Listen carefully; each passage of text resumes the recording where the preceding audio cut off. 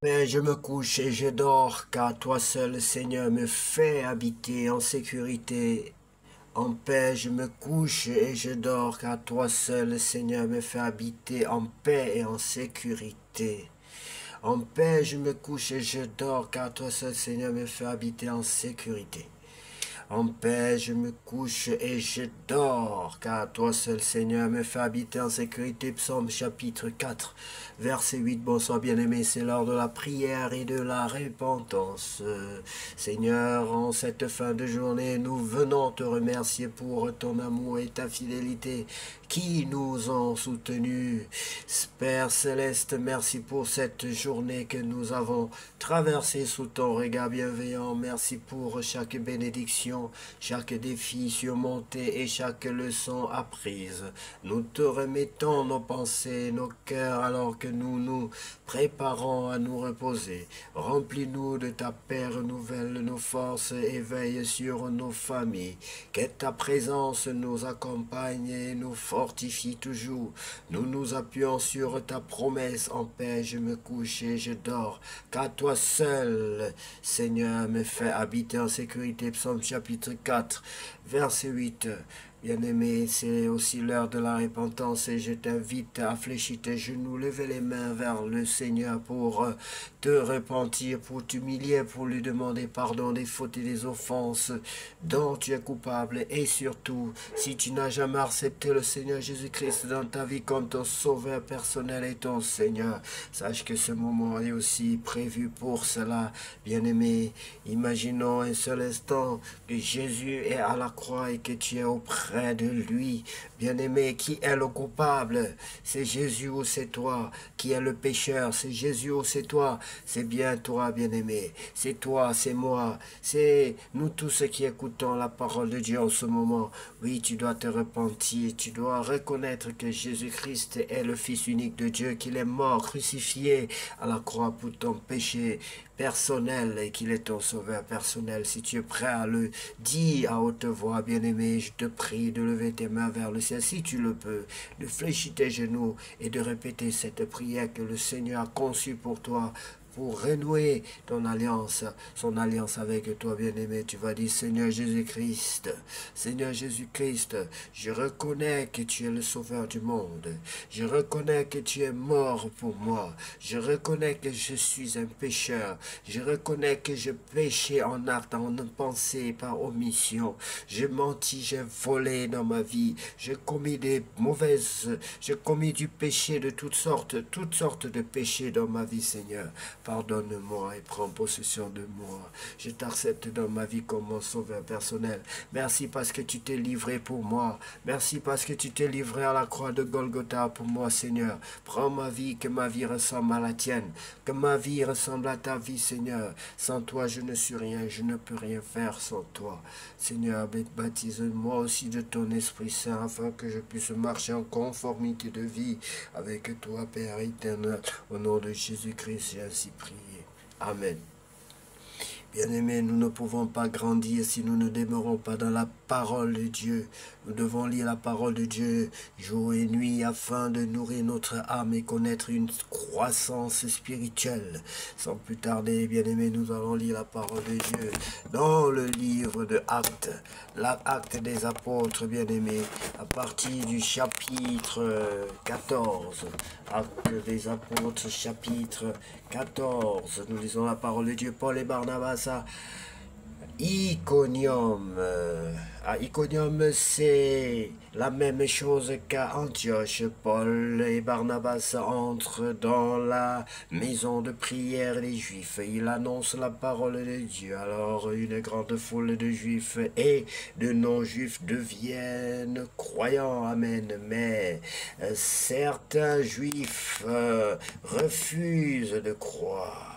Certains juifs refusent de croire, il entraîne avec eux ceux qui ne sont pas juifs et il les pousse à penser du mal des frères.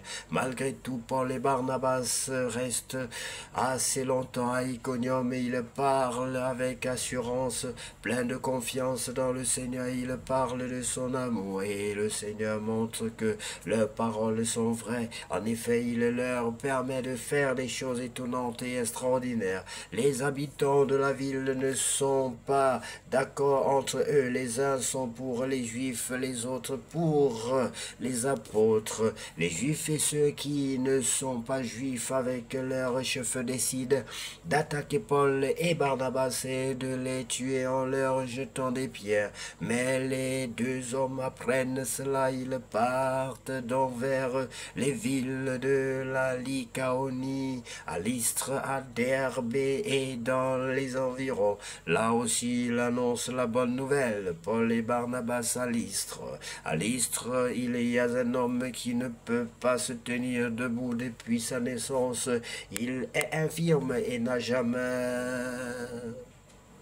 pu marcher. Un jour, il écoute Paul parler. Paul le regarde et il voit que l'homme a la foi pour être guéri. Alors il lui dit d'une voix forte, debout, mets-toi sur tes pieds. L'homme se lève d'un bond et il se met à marcher. La foule voit ce que Paul a fait. Elle dit en lycaonien, qui est la langue du pays. Les dieux ont pris un corps d'homme et ils sont descendus chez nous. Il appelle Barnabas Zeus et Paul Hermès. En effet, c'était Paul qui parlait. À l'entrée de la ville, il y a un temple pour le dieu Zeus. Le prêtre de ce temple amène devant les portes des taureaux ornés de couronnes de fleurs. Avec la foule, il veut offrir un sacrifice aux apôtres. Quand Paul et Barnabas apprennent cela, ils déchirent leurs vêtements et ils se précipitent au milieu de la foule en criant, « Mes amis, pourquoi est-ce que vous faites cela? Nous sommes des hommes comme vous, nous vous apportons la bonne nouvelle. Alors abandonnez ces dieux qui ne valent rien, tournez-vous vers le Dieu vivant. Il a fait le ciel, la terre, la mer et tout ce qu'ils contiennent. Autrefois, il a laissé tous les peuples suivre leur chemin.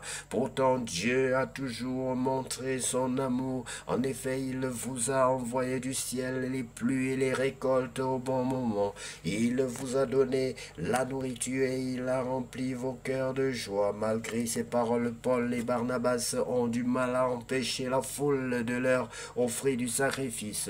Des Juifs arrivent d'Antioche, de Pisidie et d'Iconium. Ils se mettent à persuader la foule, alors on lance des pierres sur Paul et on le traîne en dehors de la ville. En effet, on pense qu'il est mort, mais quand les disciples se rassemblent autour de lui, Paul se relève et rentre dans la ville. Le jour suivant, il part avec Barnabas pour Derbe. Paul et Barnabas retournent à Antioche de Syrie. Dans la ville de Derbe, Paul et Barnabas annoncent la bonne nouvelle. Beaucoup de gens deviennent disciples. Ensuite, Paul et Barnabas retournent à Lystre, à Iconium et à Antioche, très bien de Pisidie. Il encourage les disciples et leur demande avec force de rester fidèles à la foi. Ils leur disent, nous devons traverser beaucoup de souffrances pour entrer dans le royaume de Dieu. Paul et Barnabas choisissent des anciens pour chaque église. Ils prient et ils jeûnent, puis ils confient au Seigneur ces anciens qui croient en lui. Ensuite, Paul et Barnabas traversent la Pisidie et arrivent en Pamphylie. À Pergé, ils annoncent la parole de Dieu. Après cela, ils vont à Athalie et de là, ils prennent le bateau pour retourner à Antioche de Syrie. C'est dans cette ville qu'on les avait confiés au Dieu d'amour pour le travail qu'ils viennent de faire. En arrivant à Antioche de Syrie, Paul et Barnabas réunissent les membres de l'Église. Ils leur disent tout ce ce que Dieu a fait avec eux. Il leur raconte comment Dieu a ouvert la porte de la foi à ceux qui ne sont pas juifs. Paul et Barnabas restent assez longtemps avec les disciples. Soyez bénis, bien-aimés, pour cette lecture qui ne retournera pas à Dieu sans effet. La parole de Dieu est une épée à double tranchant, elle ne retourne pas à Dieu sans effet, bien-aimés. Et je vous encourage à lire la parole de Dieu matin, midi, soir, au pouvoir plus, bien-aimé, si vous pouvez. Sachez que le premier travail en tant que chrétien sur cette terre de ténèbres, dans ce monde de ténèbres, bien-aimé, c'est lire la parole de Dieu, c'est demeurer dans la parole de Dieu, c'est prêcher la parole de Dieu par tous les moyens, bien-aimés. C'est bien et c'est bel et bien le premier travail que vous devez faire pour garder votre foi ferme et réussie dans toutes vos entreprises. Bien-aimés, lorsque le peuple de Dieu est sorti d'Égypte, d'Égypte et même, je crois, traversé le désert, Josué, Dieu a dit à Josué que ce livre de la loi ne quitte point tes yeux. Parce que lorsque ce livre de la loi, bien-aimé, lorsque vous aurez un programme où ce livre de la loi va commencer à quitter vos yeux, bien-aimé, vous allez commencer à encaisser l'échec. Vous allez commencer à voir l'échec. Vous allez commencer à voir autre chose que la parole de Dieu dans votre vie, bien-aimé. Et quand vous voyez autre chose que la parole de Dieu qui est Dieu, c'est le diable, bien-aimé.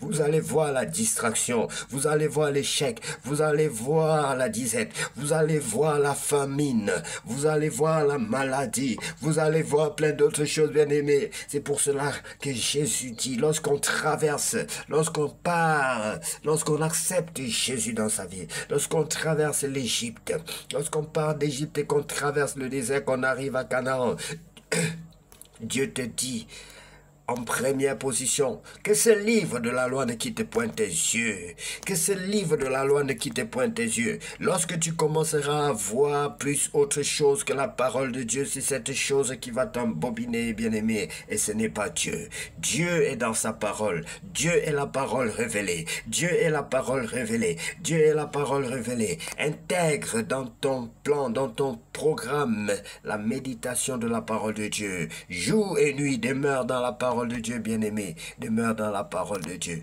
Demeure dans la parole de Dieu. Et tu verras comment tu vas connaître la croissance dans ta vie, comment tu vas connaître Dieu davantage, comment tu vas connaître l'élévation spirituelle dans ta vie. Tu verras comment Dieu va agir puissamment dans ta vie, bien-aimé, parce qu'il n'est pas un homme pour mentir, ni le Fils de l'homme pour te repentir. Et il nous encourage encore dans le livre de Psaume en disant que heureux l'homme qui ne marche pas selon le conseil des méchants. Oui, bien-aimé, lorsque ce livre de la loi quitte tes yeux, tu vas marcher selon le conseil des méchants, parce que ce livre te donne des bons conseils.